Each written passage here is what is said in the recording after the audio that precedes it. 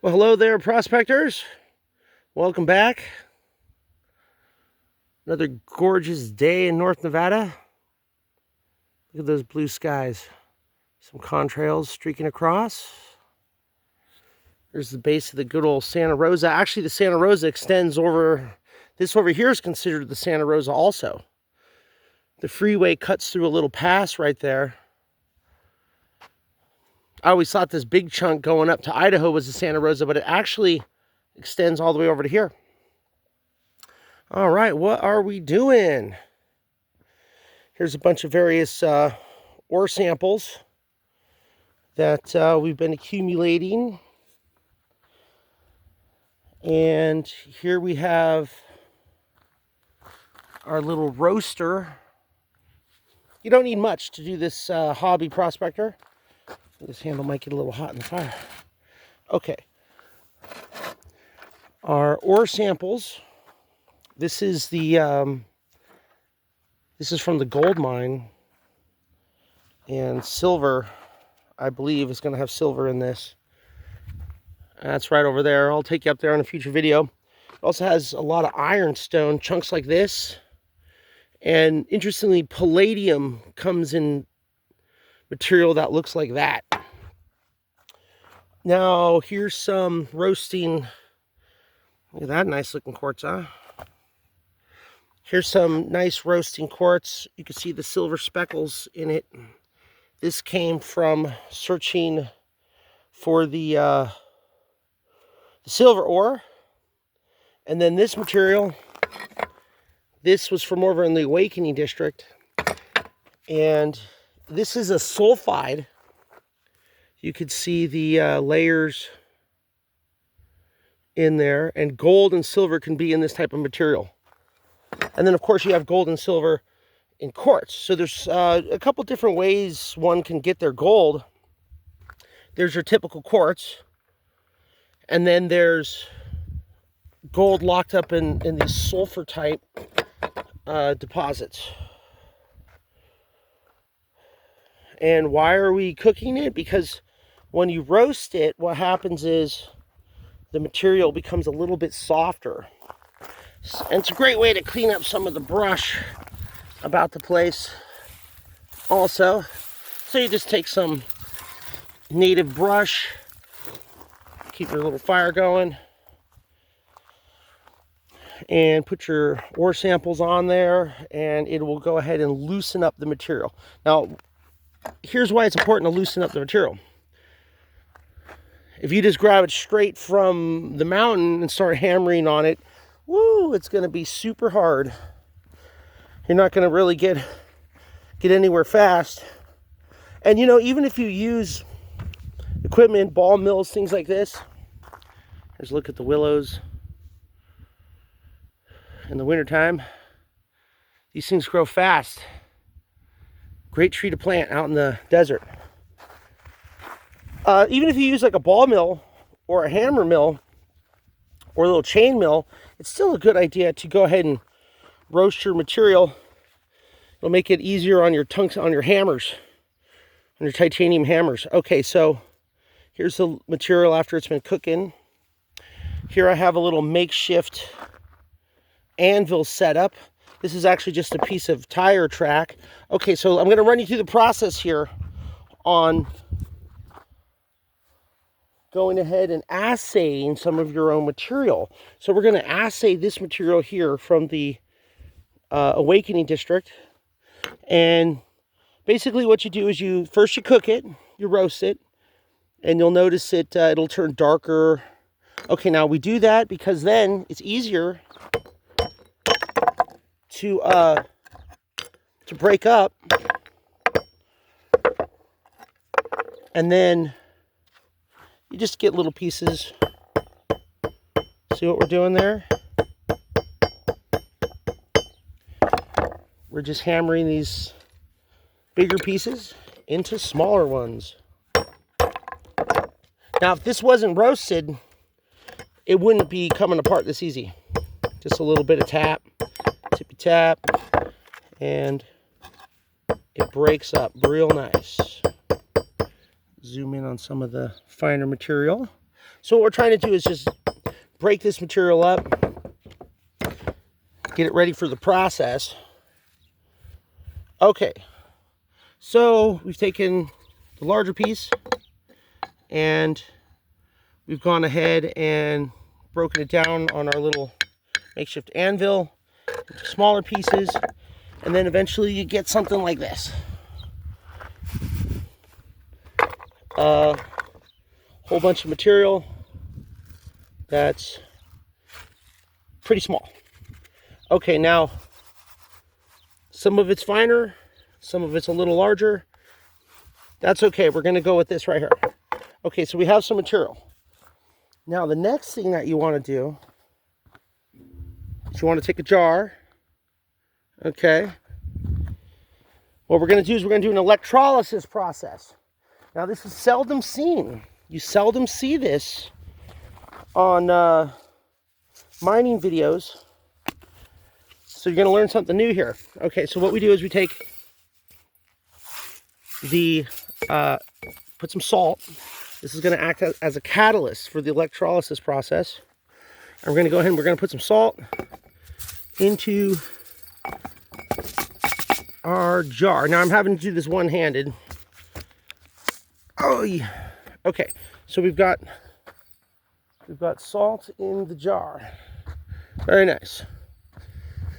All right, let's just go ahead and bring that over here to our burner. So far so good, right? We've got just a little hammer, a little bit of free firewood, and some cheap salt. Now you could use baking soda or alkaline material. What we're doing is we're pouring in the hot water that has been heating up. Get yourself a little thrift store pan for your mining activity. Don't use your good stuff from your house. Wife or girlfriend will kill you. She sees you using their pots and pans for this stuff. Okay. All right, so the salt is dissolving in this fluid, which is just water. Now, if you can, use distilled water. When you, this is not distilled water, it's going to contain some of the country elements that comes out of the well in the country, which is all kinds of various items. But when you really want to do it right, you use distilled water. And you could get distilled water from having your own little distiller. Okay. A battery. You're going to need a battery. All right, now here's how this works. We're going to take copper. Here's a little copper contraption. And you're going to take aluminum. Here's a little aluminum contraption. And it's a form of galvanic action. Okay, now what you do is you put your aluminum all the way down to the bottom because you want your material to rest on that as much as possible. Okay, now you're going to put your copper in there to where it's in the water but not touching the aluminum. Okay, do not let the copper touch the aluminum. All right, now what do we have? We have a situation, see that where the copper touches the aluminum? You don't want that. So we're going to tape these just to make sure that doesn't happen. Okay, now what you're doing is you're making a distance between the copper and the aluminum to go ahead and keep those separate from one another. Okay, I'm going to have to put the phone down here for a second as I tape these up. Okay, so we've got our aluminum as far down to the bottom as it can be. I'm going to go ahead and put a quick piece of tape on this just to keep it nice and snug against the jar. Hang in there, prospector. I need to use both hands to do this really quick. Then we'll take another piece of tape and we'll go ahead and put our copper piece in there nice and snug. And you don't want these two to touch one another. Okay. All right. So here you can see there's a distance between the copper and the aluminum. Now what will happen is when we hook this up to the battery, the circuit is going to be completed by the salt. The salt is the catalyst, and the salt will carry the energy between the two. Okay. All right, now we're going to take some material that we've gone ahead and crushed up, and we're going to pour that on in there. Some material here. There she goes. Now, if you notice, this is just, take a look at this. See how it's just pretty much a brown powder? Nothing too spectacular. You can't really see too many sparklies in there. Okay. Into the chamber it goes, if you will. Now, this isn't rocket science. You just see the battery. All right, now your copper is going to go on your negative, and your aluminum is going to go on the positive. And you want hot water. You want a catalyst in there, some alkali from an alkali flat, baking soda or salt, distilled water if possible. Don't let the copper touch the aluminum. Okay, and it's copper to negative, aluminum to positive. And what's going to happen, well, we'll talk about that in a second. Okay, I'm going to connect these to this battery is full. And what you don't want to do is you don't want to breathe in these fumes. So I'm going to put the phone down and I'm going to connect these really quick here. Okay, so I'm going to connect the copper to the negative.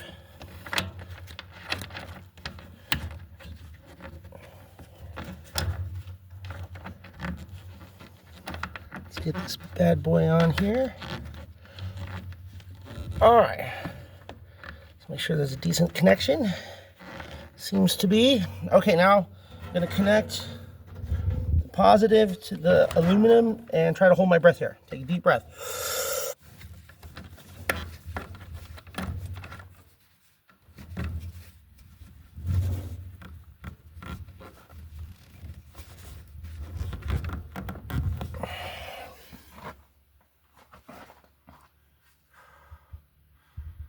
Okay. All right. Now,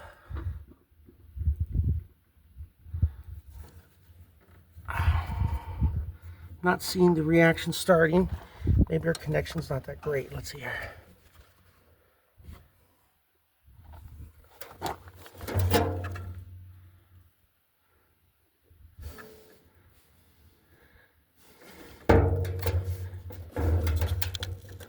Okay, I hope I have a battery that's full.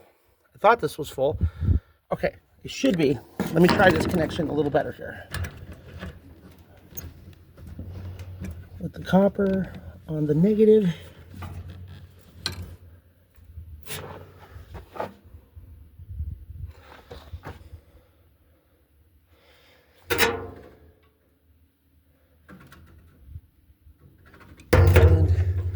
Positive with the aluminum.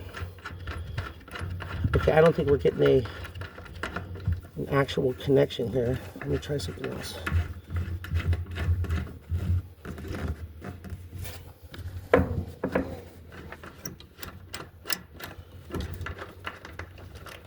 Try to hook these up a little bit better.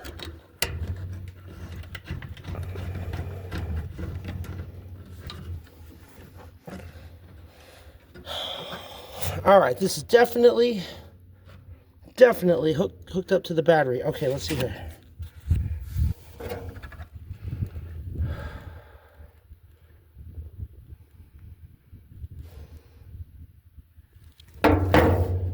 Seeing our reaction starting.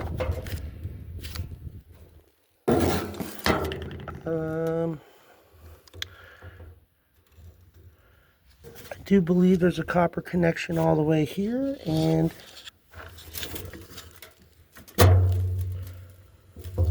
oh, there it goes. Okay. You know what it was? The aluminum and the copper wire right here were not really connected very well. See that? Okay, now, see that thing bubbling? See it sizzling away? Okay, we're going to take a step back. Because you You don't want to breathe that stuff in. Okay, I'm going to hold my breath and move closer here.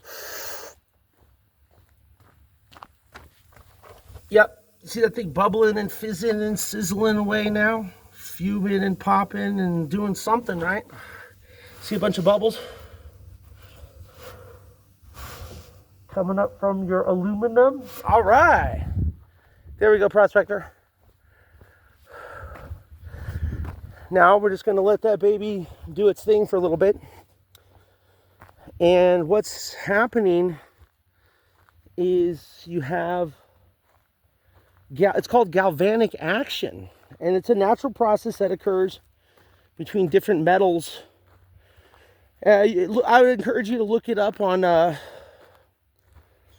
Google, what have you, whatever web browser you use, and search into something called galvanic action.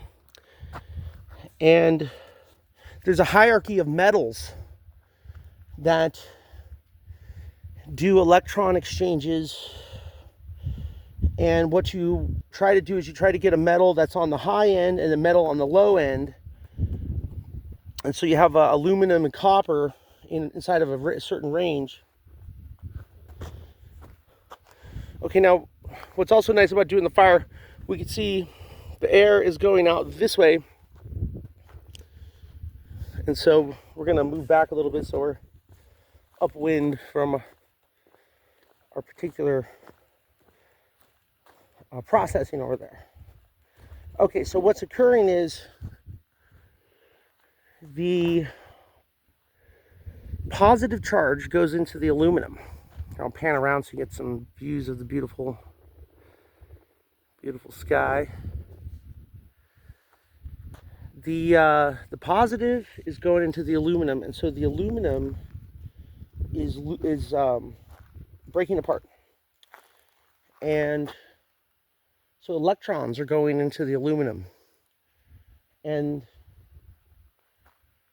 the aluminum breaks apart and starts to the electrons start to travel over towards the negative charge, which is the copper, just your natural electronic force. This type of corrosion occurs, and this happens with rainwater and salt water. It's called galvanic action. Go ahead and look it up so you can become familiar with what's going on there, prospector. Okay, now what we're interested in doing is separating the sulfur from the silver and breaking apart any sulfur that may contain gold.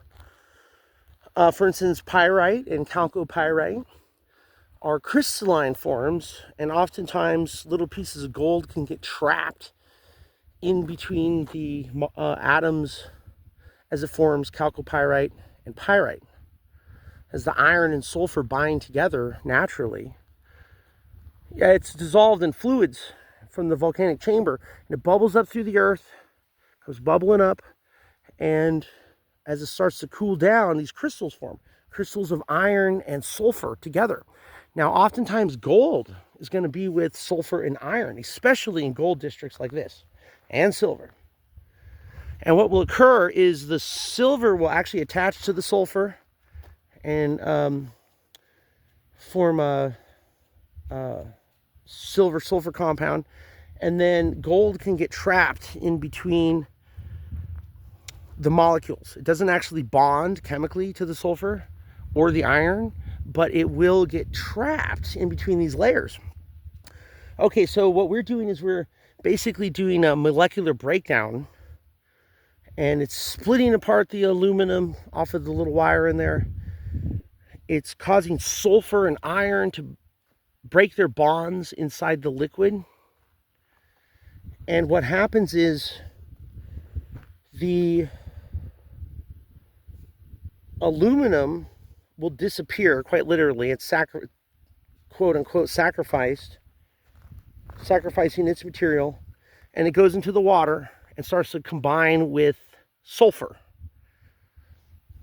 Okay, and then there's also oxygen and hydrogen coming off of the water too. Okay, so you have hydrogen, oxygen, aluminum, iron, silver, the alkali material, in this case is salt, potassium and chlorine, and silver and gold, ions swimming around inside the container, broken free from their molecular bond. So this is different than melting or smelting, which changes the molecular composition. This is using electricity to change the molecular composition. You didn't think you were going to get into Einstein class. Okay, this is not rocket science. It's not that difficult, prospector, but basically what we're doing is we're breaking apart the sulfur and the iron away from the gold and silver. And the sulfur will attract itself to the copper and attach to that, and also to the aluminum and attach to that. And you know what happens? The gold and the silver, and I presume the iron, is going to just fall out and filter down and end up at the bottom of the jar. Isn't that amazing? So you just take aluminum on the positive, copper on the negative, and you put your material in there after you crush it up pretty good. You want a nice surface for the molecular action to act. Run electricity through your catalyst, which is a salt in warm water, and you get this molecular breakdown of the sulfur. Now this is very important because sulfur could be the bane of miners, having to, it eats up your chemicals if you use certain type of chemical processes. It will waste your gas or natural gas or whatever you're doing to melt the material. So what we're doing here is we've broken apart the chemical bonds using electricity, driving off sulfur, and we'll be left with just metalloid inside of the bottom of the jar. Pretty special, actually. All right, let's walk back over here and take a look at the process. Now, you don't want to be breathing the gas. You don't want to stick your fingers into the water because it's essentially turning the water into an acid. It's making the water become acidic. Now, we notice we didn't have to buy expensive hydrochloric acid or other muric acid or other things. We just use water and salt. Okay, see it bubbling away here? Sizzling and popping. You can hear sound too.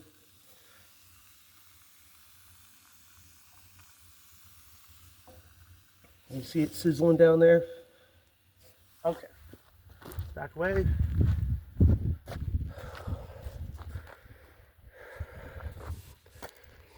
Pretty snazzy. We're just doing a little... Now the wind's blowing that way, so we're a little upwind.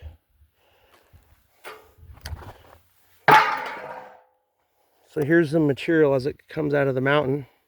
You can see all different types of pyrite, which is just silver and iron and copper.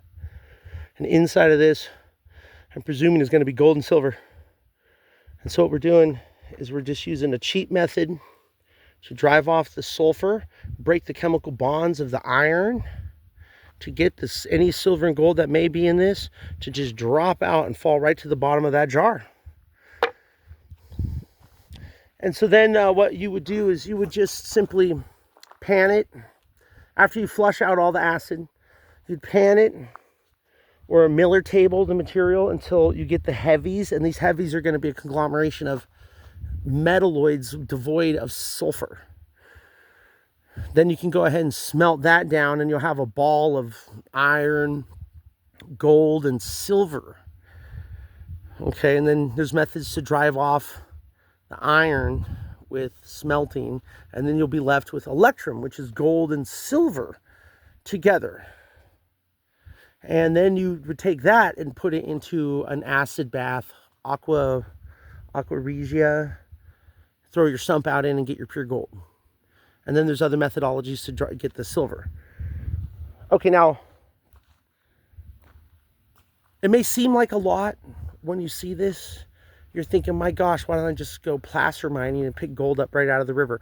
Well, yes, if you can, if you're in an area that has just nice gold sitting in a river, then yes, buy a little sluice, go out there on the weekend with your hobby, take your metal detector, go ahead and, scan the banks of the river, do a little sluicing, have a good time, pick up some gold.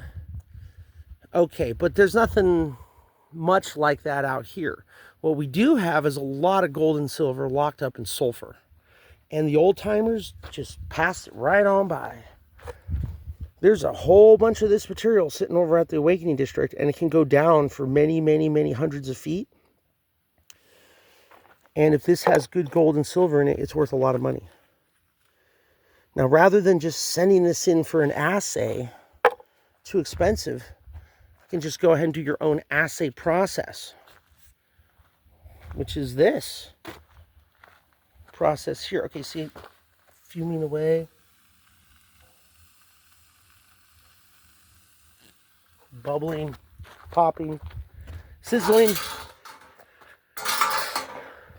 Stay away from that gas. Don't touch the water. Don't let it get in your eye. You can dilute it with a lot of water.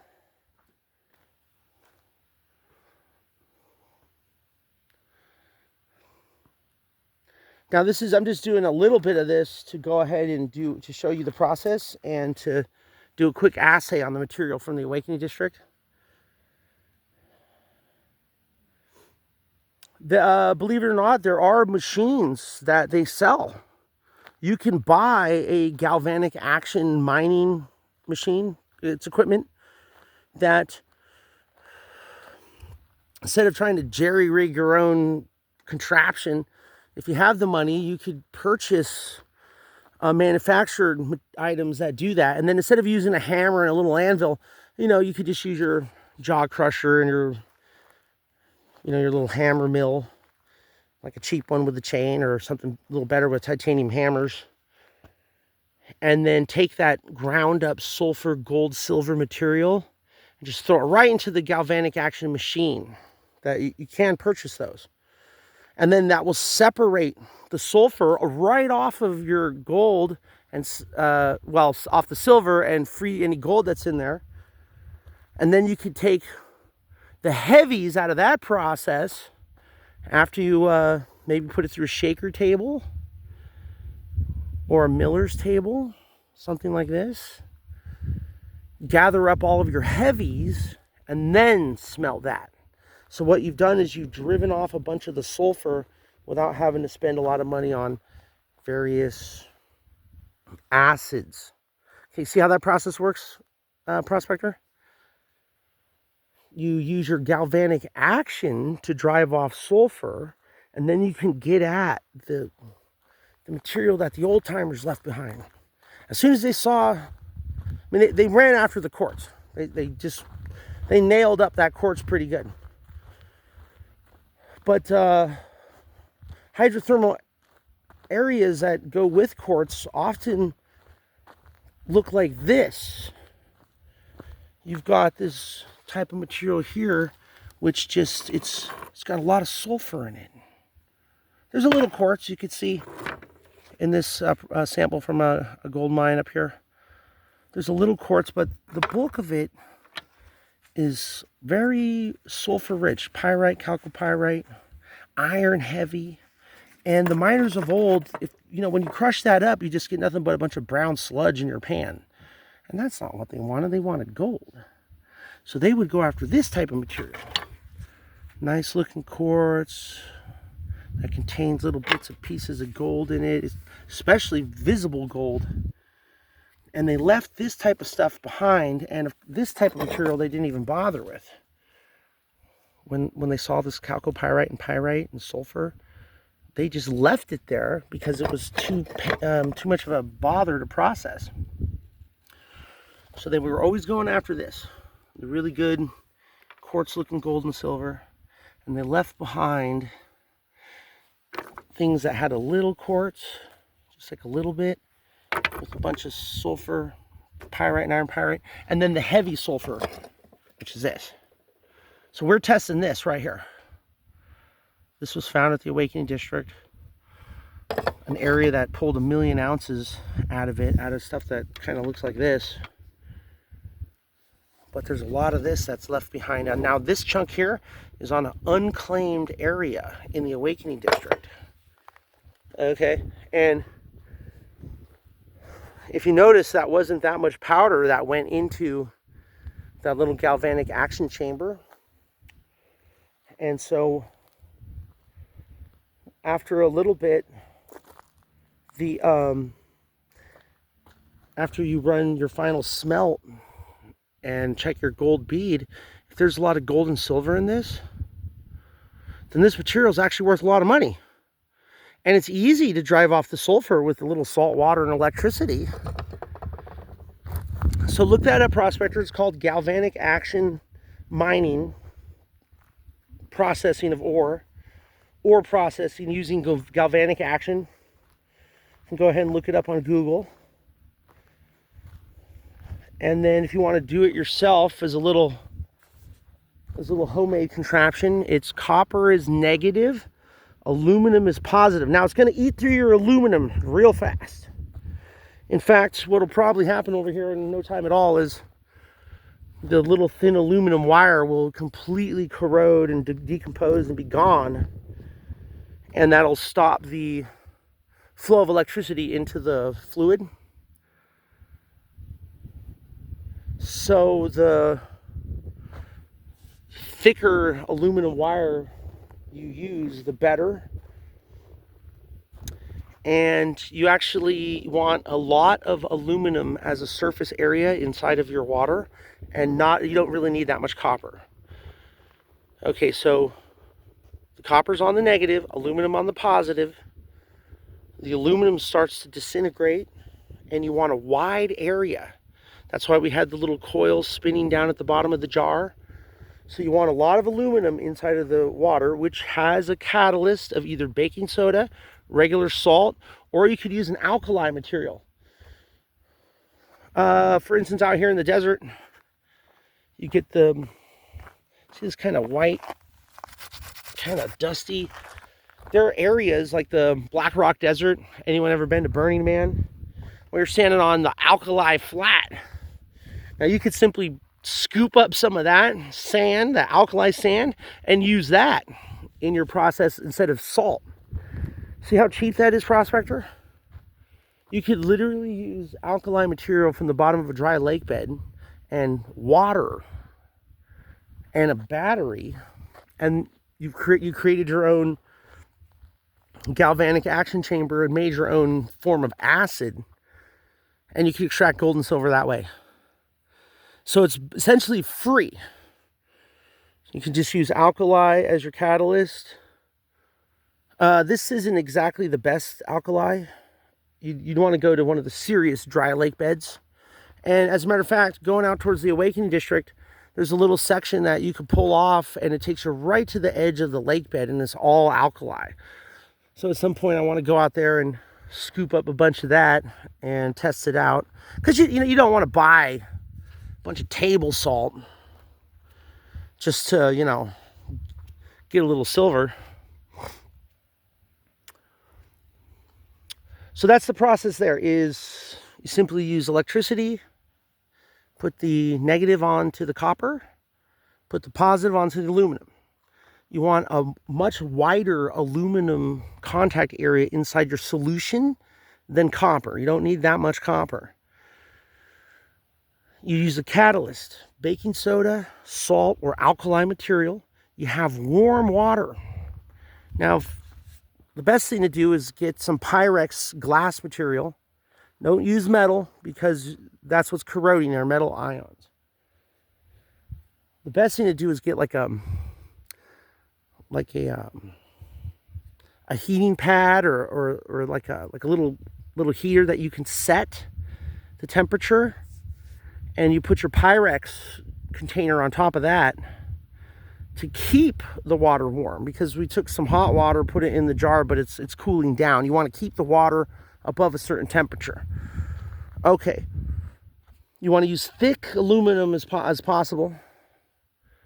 And this was very crude over here, but what you actually want to do is you want to use a voltage regulator, little piece of equipment you can buy to keep the current low. The current's going far too fast over here. You don't really need that much of a current. Now you can look up all the specifics on the internet for galvanic action or processing. And so you want a voltage regulator, keep your current low, run it through your fluid. Do not touch the copper and aluminum together. And if you have a much larger container that you're processing a lot of material, what you'd want to do is every now and then go add some more salt or alkali to the water to keep the catalyst going. Okay, so technically you could take a large item like a bathtub or a hot tub and build a pretty big galvanic action cooker, if you will, and have a lot of different copper across the top and a whole bunch of aluminum on the bottom and a bunch of different positives leading into attached to the aluminum. And basically you could run, 50 pounds of crushed material at a time. And then after it goes through this process, then you just run it through a shaker table and get out all your gold and silver and heavies, and then just then dry that out and throw it directly into the smelter. And then you should be getting some beads.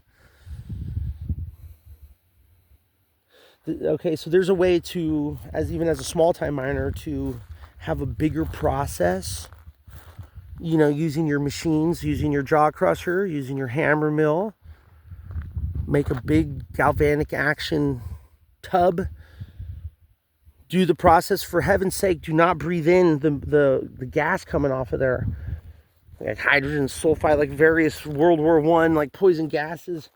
Okay, and then you can also have interesting reactions because it's breaking apart molecular bonding, and we're not 100% sure what is in the material.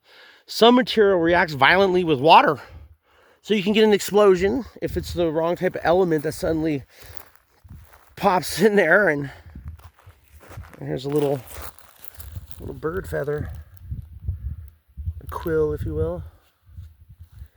Okay, you don't want to breathe the fumes in. Don't let that water touch your skin or eyes or what have you. You don't want to do it near people, especially if you do a lot. Like there's nothing around. Pick a breezy day. Like you don't want to set this up in your backyard in the suburbs and just flip it on. Some poison gas cloud will go across the neighborhood. Don't do that.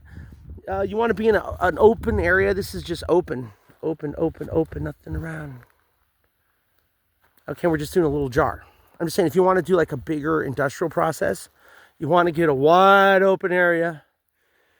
Now, if a company wanted to do this, like say there's a company that wanted to process a whole bunch of that, well, you're going to have to get permits. You're going to have to go through like environmental reviews, get permits, proper disposal, what have you. Make sure that the poison gas doesn't affect any people or livestock, what have you. We're just doing a little jar for testing.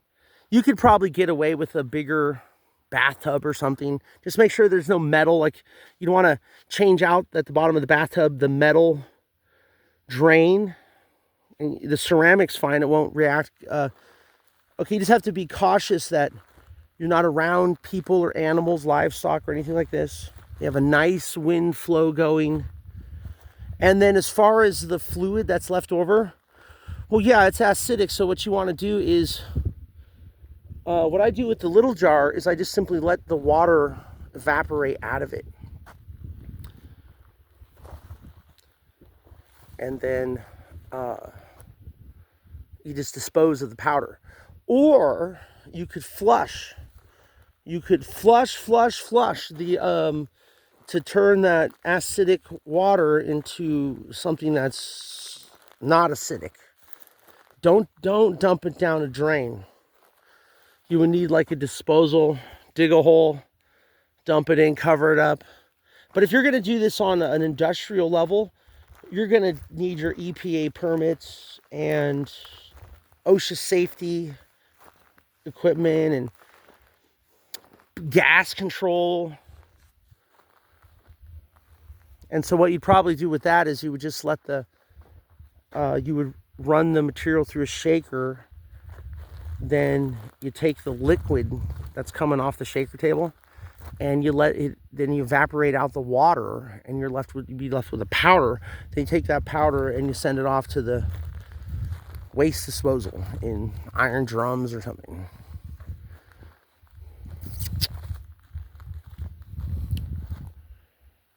Your biggest problem is going to be gas release if you do it large scale. So if a company wanted to do it, they would be using professional galvanic action machines. Maybe they'd build their own. They would have exhaust vents, gas capture. They'd probably capture the gas and run it through filters or burn it or what have you to change its composition so it wasn't poisonous. They'd have methodologies to reduce the acidity of the water, and then disposal methods that are environmentally friendly. Okay, so this particular methodology, it's not going to be for everyone. For us, this just a small-time prospector. I'm going to pick up this little piece of trash out here. Keep nature. For us, the small-time prospector, doing one little jar is not going to hurt nothing. But if you are going to set up a bigger galvanic action processing plant, there are precautions that you want to look into. Like, just don't do it in the middle of a trailer park or around a bunch of houses. You have to go into an area where the gas isn't going to affect anybody. And don't dump the acid down a drain. You have to dispose of it properly so it doesn't hurt anything or anybody. All right, let's see how we're doing over here. Yep, still bubbling away. See it bubbling?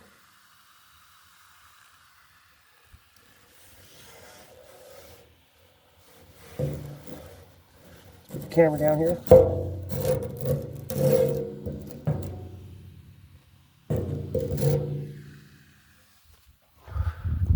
Can't hold my breath for very long. Whew.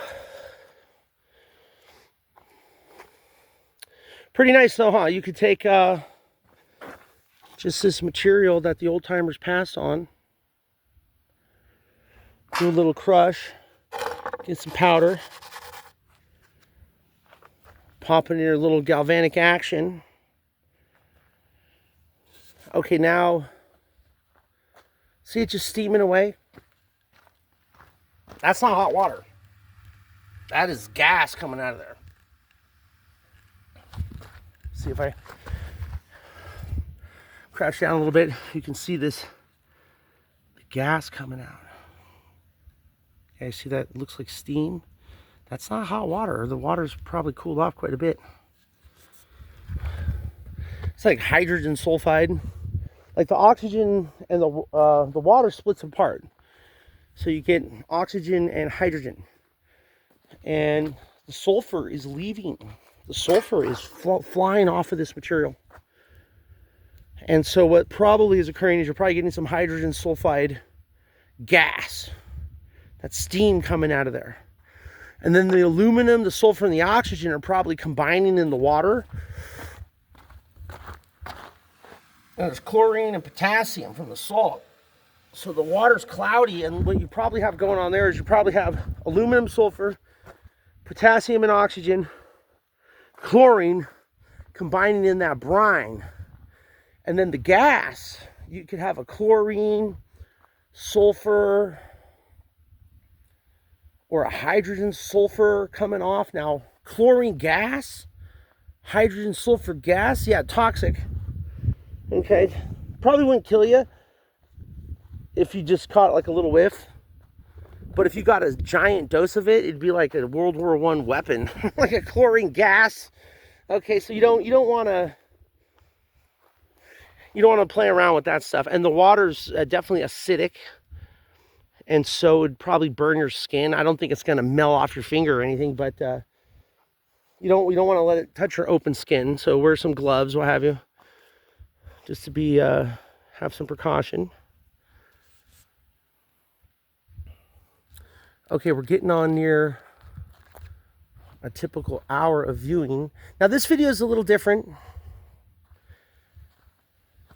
Here's some, a little tree. You have to surround it with wire out here in the wilds, otherwise animals will just eat the bark off it. Here's some float pieces that I use as decoration, if you will. Probably a little bit of gold and silver in that, but not much. These are just decorative pieces. See some of this slaty type mafic material with some the country rock, and then let's see how the quartz attaches to it. Good looking stuff. If it has a grade, it's going to be a low grade. Simply put, these are just garden stones. They make great decorative rocks. This gold country type stone. This one is a little bit of a fault gouge going on. Yeah, it's probable there's a little bit of gold and silver mixed in these garden stones. Look at this guy, super oxidized in hematite. Nice looking quartz piece right here, but essentially low grade. Now, you know what can be actually quite good is the material that we just ran right here. This stuff. Very rich in something called pyrite, and then chalcopyrite, and then pyrite. Probably has some silver in it. Wouldn't be surprised at all. Okay, so we've almost gone an hour. What I'm going to do is I'm going to shut down this process over here, and then we can take a look at what has happened in the jar. Now, you would really want to let this just go for hours and hours, and keep adding water, keep adding salt, and just let it go, let it cook for hours and hours and hours, driving off sulfur. We've done it maybe 20 minutes or however long. So I'm going to run over here and shut down the reaction by pulling the power.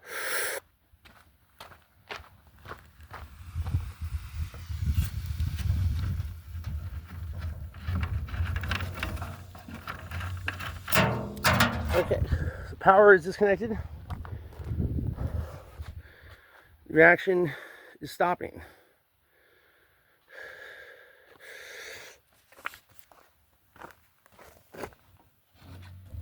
No more bubbling. At least not much more. It's not active. Okay.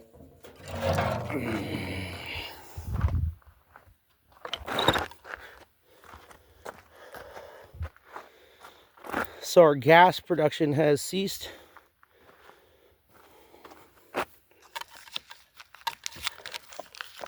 We'll pull out the copper.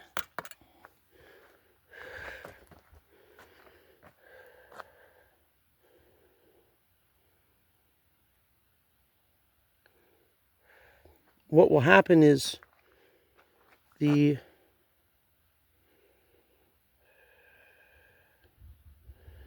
sulfur will attach itself to the copper here. You could just scrape that off to use for your next run through. Let's take out our... Oh yeah, okay, all right. Here's the aluminum. Now you see this thin Lizzie? See how thin that wire is? Okay, okay, let's get you a good look at this. Okay, you see the thickness of the wire on the bottom, and we do this because, well, why I did this is because you want to get a wide area of aluminum contact with the water. Okay, now you see how the wire has grown thin right there? That's because the aluminum is disappearing. Now, eventually that little piece right there is just going to break. So we were getting close to that. But you see what was happening? As the aluminum is literally disappearing. Okay. Now we have this brine. Let's pour some of this brine out here.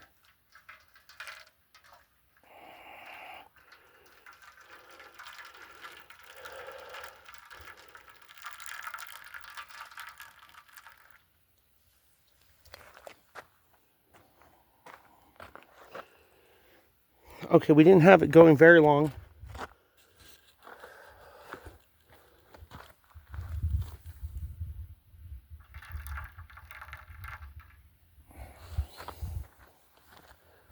And then,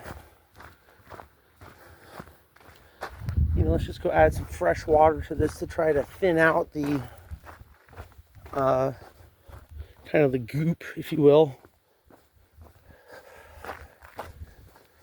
So got some water over here.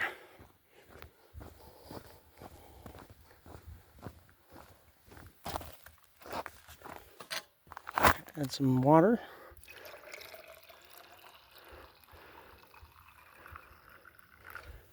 And then pour this out. Try to thin out our acid and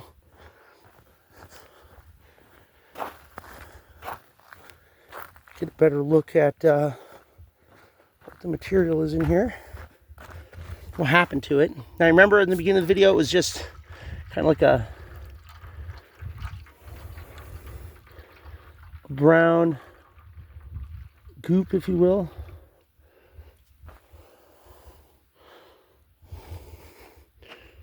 Okay.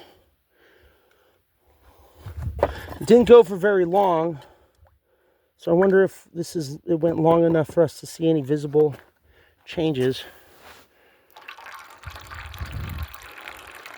Obviously, incredibly rich sulfur material.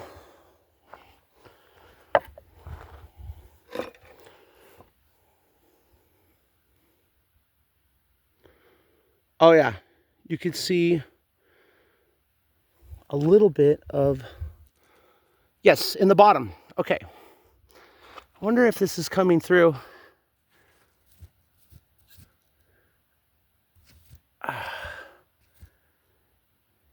You could see little bits of silvery metal in the bottom of the jar. It's not the aluminum, because the aluminum breaks apart. There's some broken up pieces of aluminum that flaked off, but the aluminum, for the most part, disappears molecularly.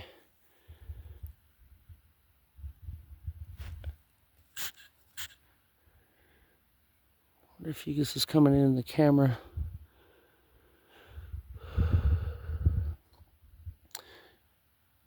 In this, what was just a brown sand are now little tiny sparkles. I wonder if you could pick that up in the video. You can see little tiny sparkles, and that's going to be your silver. Little tiny sparkles in this.